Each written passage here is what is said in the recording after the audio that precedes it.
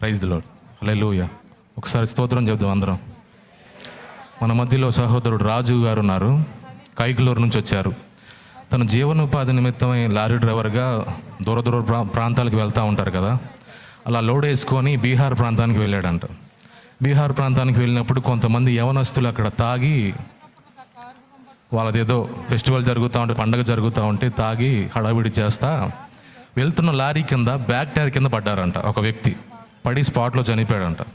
చనిపోయినప్పుడు ఆ 20 మంది వచ్చేసి ఈ బ్రదర్తో పాటు ఇంకో క్లీనర్ ఉన్నాడంట, ఇద్దరిని గంట సేపు చిత్రహింసగా కొట్టి, బైక్ సైలెన్సర్ ఉండేది కదా, బాగా హీట్ చేసి శరీరానికి అంటించారంట.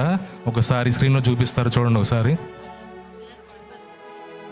భయంకరంగా అసలు జాలి దయ లేకుండా క్రూరంగా కొట్టారంట, హింసించారంట. ఆ గాయాలు చూస్తే అర్థం